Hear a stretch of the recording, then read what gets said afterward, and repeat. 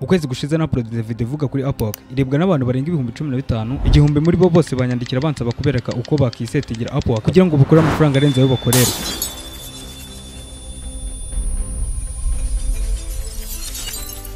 Bitewe n'ukuntu Upwork iri guhindura ubuzima bwa benshi, byatumye nagura iyi video mu buryo n'umuntu utarize yayisobanukirwa nawe agatangira kuba yakora amafaranga online nagishoro bimusabye. Nitwa Kataive, reka dutangire video. Iyi page dutangiranye niyo kuri Upwork. Reka mbikuze mbere yuko video itangira. Ndabanza mitimo bank account mitenganda get paid. Urabona yuko bahise bambwira ngo congratulations. Kamwereka uburyo nawe ushobora gukorera amafaranga kuri Upwork nta kintu na kimwe bigusabye. Nkurikira ntihagire isegonda na rimwe wihutisha.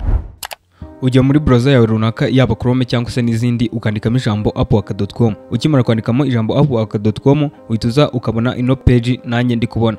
Rero mbere ya byose, mbere yuko usigninga up cyangwa se mbere yuko ufungura account ubanza gushaka akazi. Dore uko bashaka akazi rero, uza hano handitse talent cyangwa se hano hasi ukabona job cyangwa se ukabona project. Ushobora kugura project cyangwa se ushobora kureba talent z'abandi, ariko twebwe turi gushaka akazi. Uhituza ugahita ukanda hano kuri job, ubundi ugahituza ugasearchingamo title y'akazi ushaka kureba, yaba video editing cyangwa se n'ibindi runaka, ariko reka twandikemo video editing ubundi turebe hano. Urabona ko akangaka ari akazi kari kuza, dore iyi ni job, izi ni job zose zihari za video editing zijyanye na video editing. Ushobora kuzifilteringa ukagenda urebamo muri category ushaka wowe uzi neza gukora cyangwa se mu byo ushaka gukora. Ibi byose iyo birangije uhita ugaruka hano kuri Upwork ugahita ukanda kuri sign up. Reka rero dufungure account. Ubu ngubu nibwo tugiye kuba aba freelancer cyangwa se abakozi ba online. Ubu ngubu uhita hano ugahita ukanda am freelancer looking for work. Hano ubu ugiye kuvuga ngo ndi umukozi ushaka akazi, kandi ni for free gufungura ino account. So iyo urangije gukanda hano handitse am freelancer looking for work, uhita ugahita ukanda hano apply as a freelancer. Iyo umaze kuhakanda hahita haza ino tab yanditseho sign up to find work you love. Rero hano niho uzuzamo imyirondoro yawe yose, ukuzamo amazina uzakoresha, ukuzamo email uzajya ukoresha, ukashyiramo na password uzajya ukoresha, ndetse ukanemeza amategeko n'amabwiriza yuko wasomye kandi uzajya uyakurikiza. Ugahita ukanda hano handitse create my account. Bingibi rero iyo birangije uhita ujya kuverifyinga email yawe. Hari code bahita bakohereza kuri email ukabanza ukayiverifyinga. Hano rero tujya kuzuza ama step akurikira nubwo atari menshi. Ugahita ukanda hano handitse get started. Hano ugahita ukanda hano handitse I have some experience, kuko nk'umukozi nyine ushaka amafaranga uba ugomba kuvuga yuko ufite experience. Ugahita ukanda next. Hano rero tuba tugiye kuvuga intego ituzanye hano kuri Upwork, tuvuge yuko tugiye kwinjiza amafaranga. Gukanda next harahita haza ino tab uri kubona imbere yawe. Nakuri komanda gukanda iyi ya mbere, ariko ushatse wanabiskipinga for now. Hano mu nguni hano hasi ushatse wabiskipinga, ariko nakuri komanda gukora kano kambere. Kano kambere rero karimo ibintu byinshi, karimo ama opportunity. So hitamo kano kambere ubundi ukande next. Ukimara gukanda hano next barahita bakubwira ngo how would you like to tell us about yourself. Uhite ukanda kano ka gatatu uvuga ko nshaka kubyuzuza manuel. Ariko ufite ama link ufite LinkedIn nibyo wabihuza, ufite indi platform ukoresha wabihuza ya indi ivuga bio yawe. Hano mu gihe ntabyo dufite, reka duhitemo kubyuzuza manuel. Hano ni twebwe tugiye kubyuzurizamo. Rero hano bahita bakubwira ngo go now add a title to tell the world what you do. Hano baba bakubwira ngo ugiye kuzuzamo agatitle gatoya kazajya kabwira nyine abantu ibyo ukora, cyangwa se ni mu ncamake izajya ibwira abantu ibyo ukora. Reka turebe hano nk'urugero nk'ukuntu abandi babikoze. Reba nk'uyu nguyu hano handitse nka professional video editor.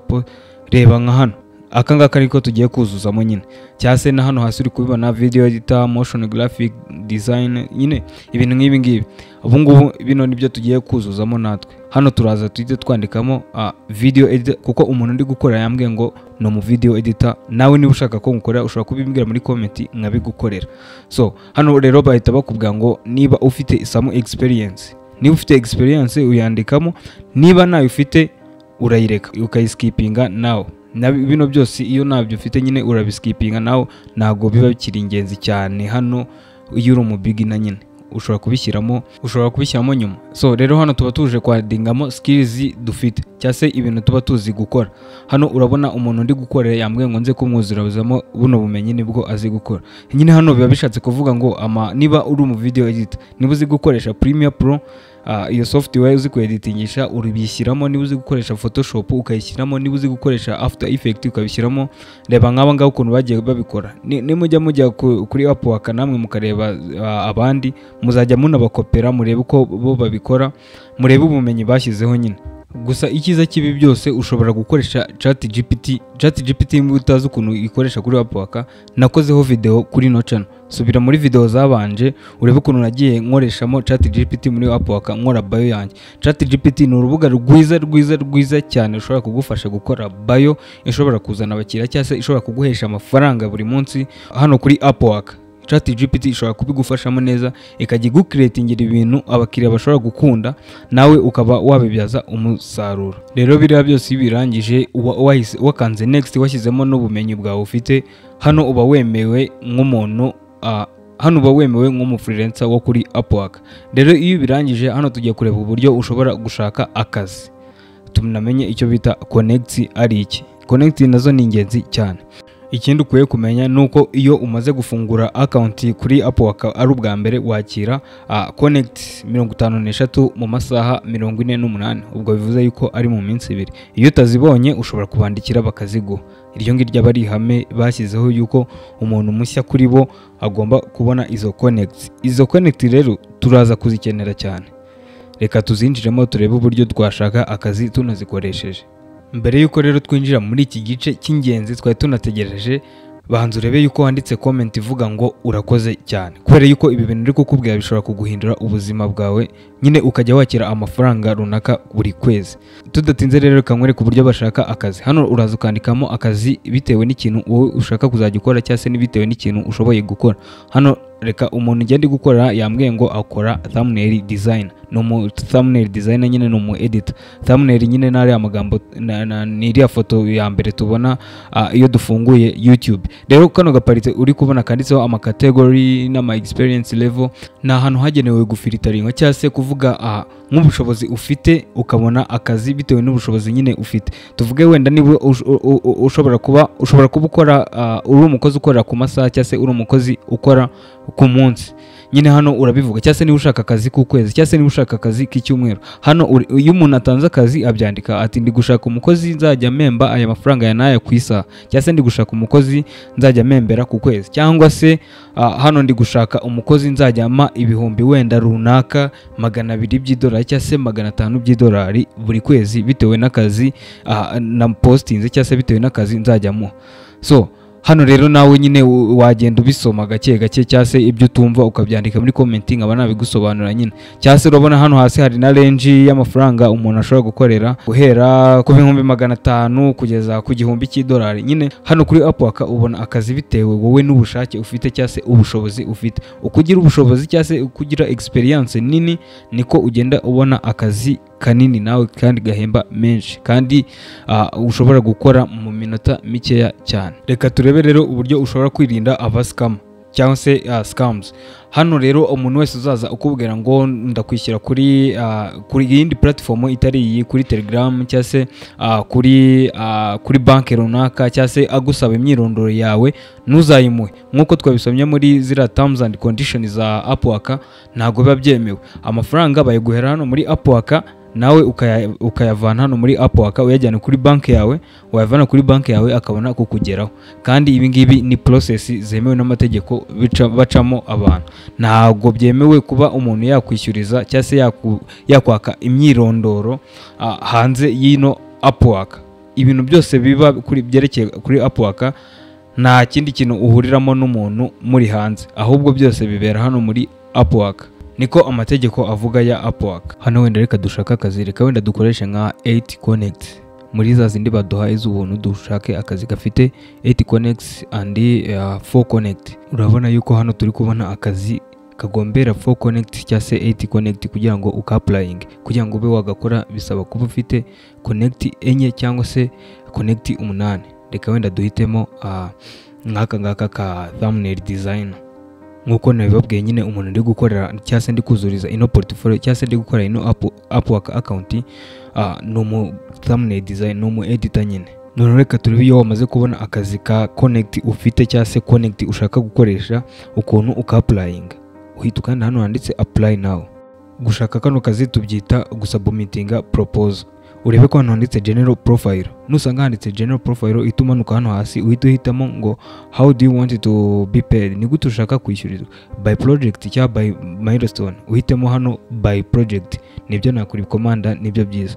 By milestone cyangwa se by project tuzagenda tubyinjiramo muri video z'ubutaha. Wowe making sure ko wakanze subscribe kugira ngo izi video buri kadetail kose kariho nzakagusobanura. So iyo umaze guhitamo rero uhita uza hano hasi ugahita ureba hano amafaranga bazaguha. Urabona ko ari amadolari 10.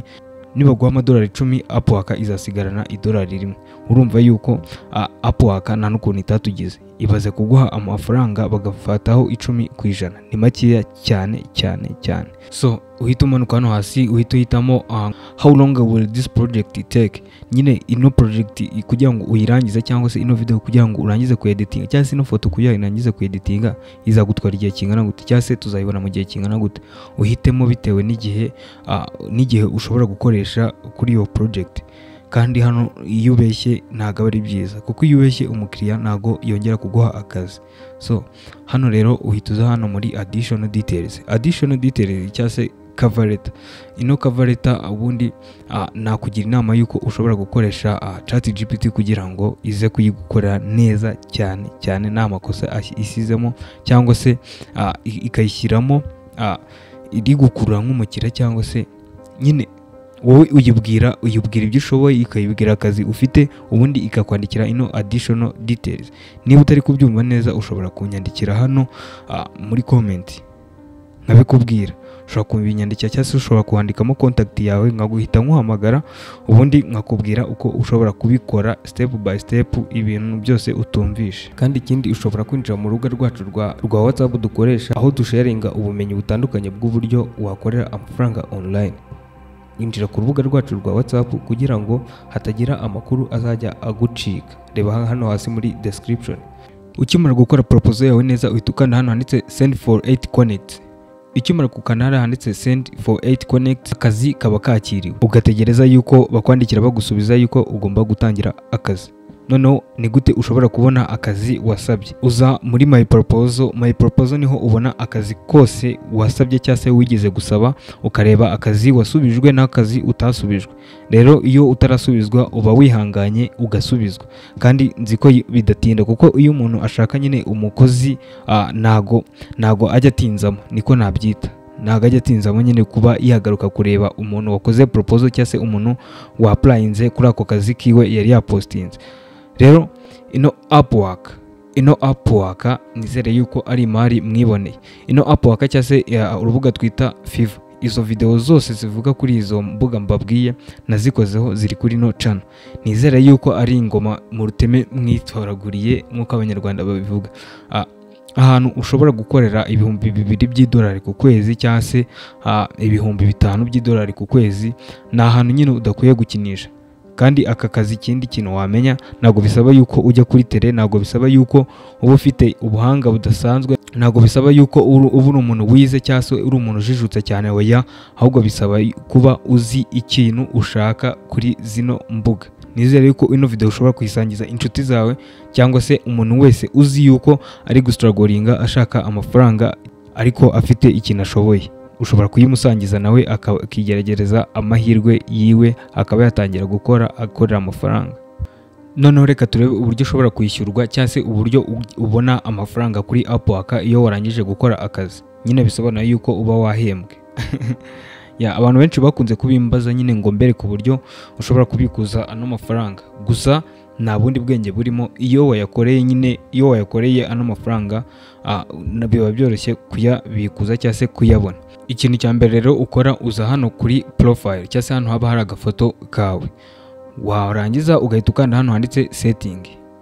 Warangiza gukanda hano handitse setting uhita ukanda hano handitse bill and payment. Urabona yuko hano kuri bill and payment ushobora kumanaginga banki bazajya banyuzaho amafaranga. Urabona ko hano hasi hari PayPal, nuko nari kuyagaragaza ayo kuri account yanjye ngewe nakoreye. Ntago nshaka kuyagaragaza.